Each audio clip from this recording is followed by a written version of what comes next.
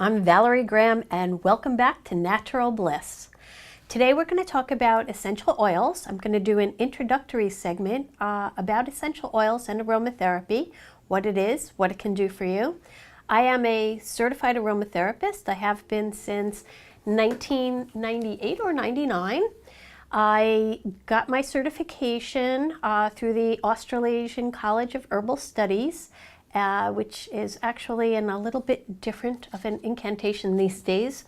But it was took me over a year and a half to get my certification. And I'd like to discuss some of the things that essential oils can do for you, what they can't do for you, and how to use them correctly. There are some myths out there about essential oils, so hopefully we'll put those to bed. So first, what is aromatherapy and what are essential oils? Well, these are essential oils. They are natural from plants, either the bark, the twigs, the roots, the stems, the flowers. They're all distilled. So the essential oil is can be from the rind of a fruit. So for a grapefruit or for a lemon, it is actually pressed from the rind of the fruit, cold pressed, just like olive oil would be. When you get into rose, those are done with the petals of the flowers. That's a slightly different method. They're steam distillation. So lavender, you take bunches of lavender and it goes through a steam distillation process. But all of the essential oils, each will have a different therapeutic property which will elicit a response within your body. So you can calm down and relax, or you can energize and rev up, pep up. You can use them for healing. In fact, essential oils were used long before the big pharmaceutical drug companies came into effect in the early 1900s. So they've been around for thousands of years. Cleopatra is known to have used essential oils. They use them for embalming also. And you hear frankincense and myrrh mentioned in the Bible, so we date back a long time. Each essential oil is made up of a unique profile of chemical constituents. They can range from a few chemical constituents up to very many. Rose is the most complex with 300 chemical components. To give you an idea, an essential oil is 75 to 100 times more concentrated than the herb of the plant itself. So one drop of essential oil, were you to take them internally, which is not something I advocate, is the equivalent of drinking about 30 cups of herbal tea. So I just want everybody to realize that they are very potent. Now, how to use them? I prefer topical application, and I think that you can get the same benefits using them topically as you can if you were to take them internally. You can use 2 or 3 drops applied to the sole of your foot. There's more skin on the sole of your feet and your hands than anywhere else in your body. It absorbs within 15 minutes. It'll go into your bloodstream and it goes to wherever it needs to in your body to do whatever it is that you're looking to achieve. When you take them internally, you actually can overload your liver because it processes very quickly. Everything goes to the liver all at once. It's not a slower process like when you use them topically. And like I said, you get exactly the same benefit using them topically as internally.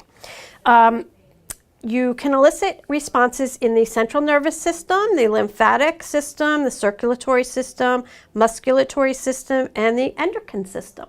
So you can use them to elicit particular responses like calm yourself down, stimulate yourself, soothe your emotions. Everybody knows lavender.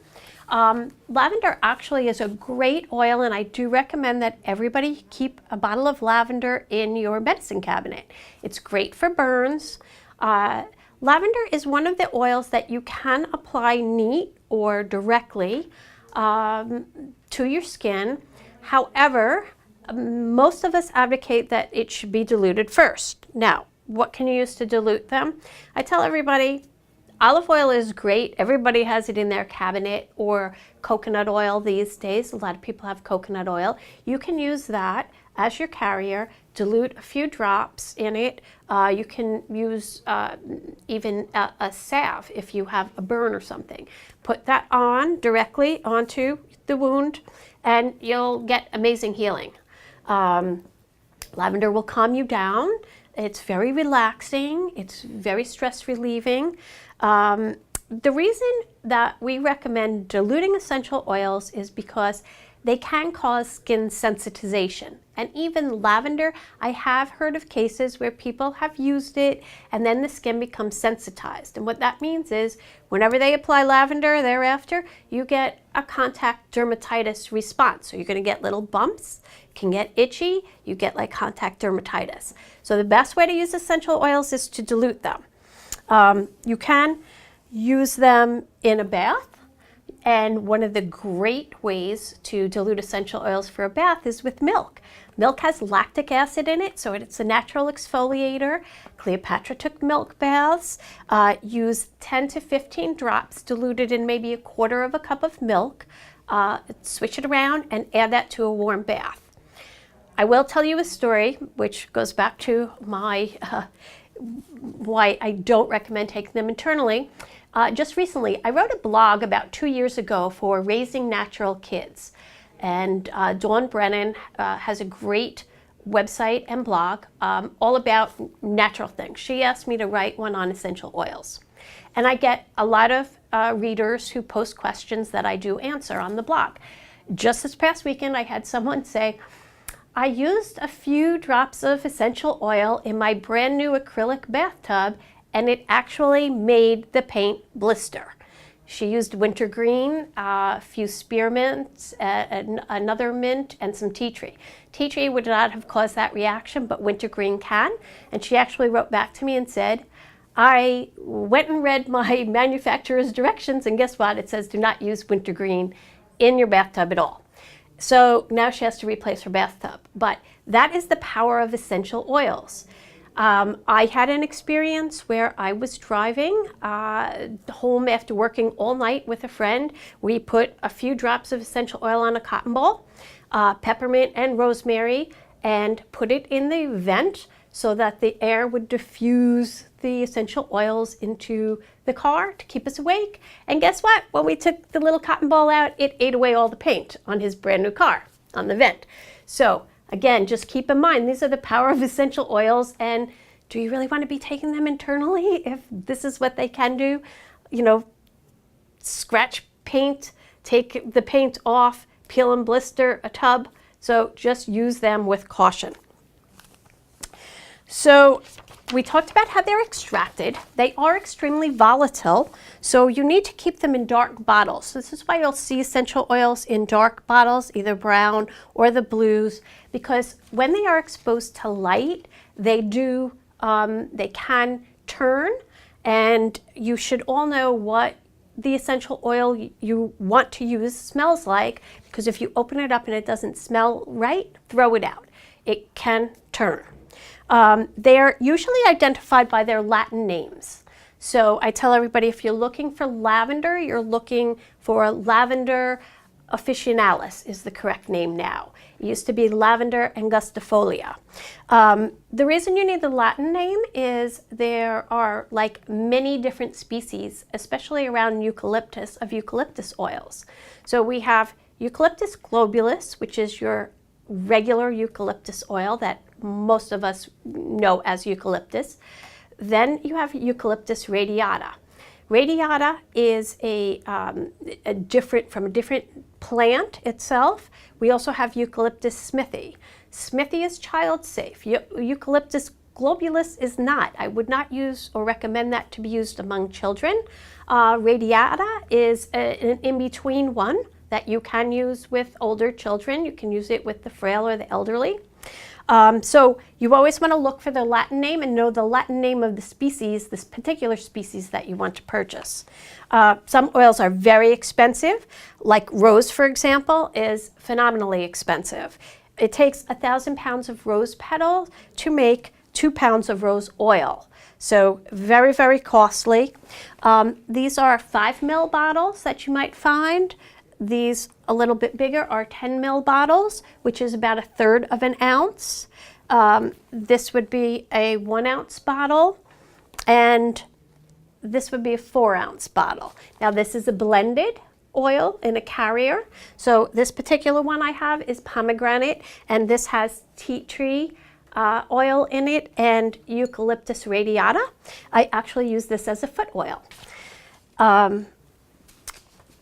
Essential oils, though, are not oily to the touch. Some will be a little thicker, like sandalwood, frankincense, vetiver. They can be a little bit thicker to the feel, but they are not actually oily to the touch.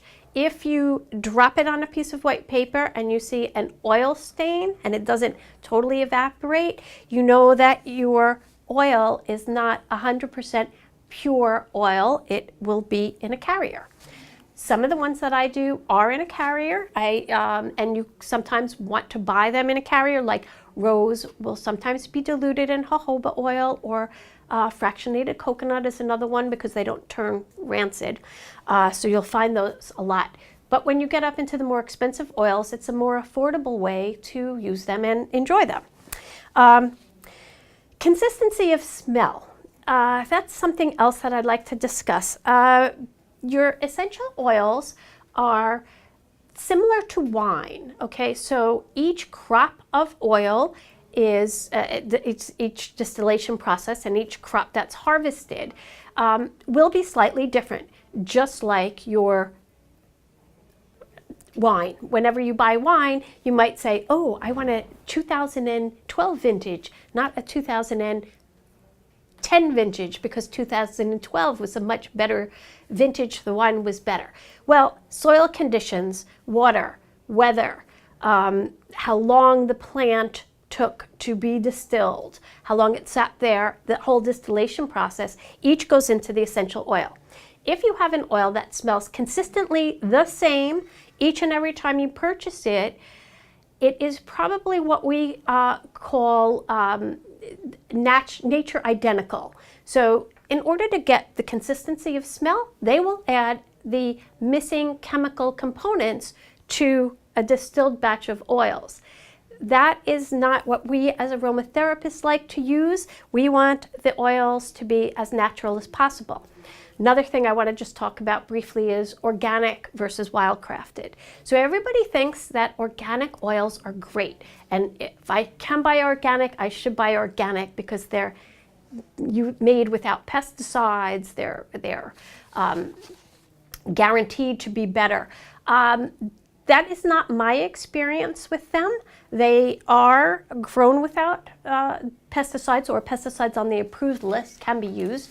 However, I much prefer wildcrafted, which is we go out into nature if we can, and we pick the plants right from nature.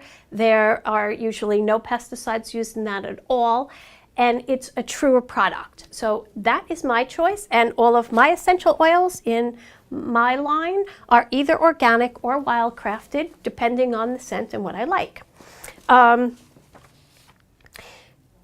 We talked a little bit about all of this, and if you'd like to learn more, I will be doing a class in Babylon with a joint class with Healthy Alternatives and Bubbles, probably around the middle of October. The dates are being worked out as we speak, but I will go over in much more detail. It'll be a few hours long, all about essential oils. I invite you to come to the Babylon Fall Festival, which is October 17th, 18th, and 19th, and I will be doing a sensory experience. So you'll be able to come and choose whatever bottle you'd like, whatever carrier oil you'd like, and whichever one of my proprietary scents that you'd like. We'll put it all together, we'll give you a label, and you can take it home with you. So I invite you all to stop in there and see me at the Babylon Street Fair. I'll be in front of Healthy Alternatives with my table. You can get all of my essential oils at Healthy Alternatives, and I look forward to speaking to you a little bit more next week. We'll go into more detail, and I'll have Brittany Winter on as my guest, helping us discuss the individual oils and what some of those can do for you. Thanks so much for tuning in today, and I look forward to seeing you next week on Natural Bliss. Bye-bye.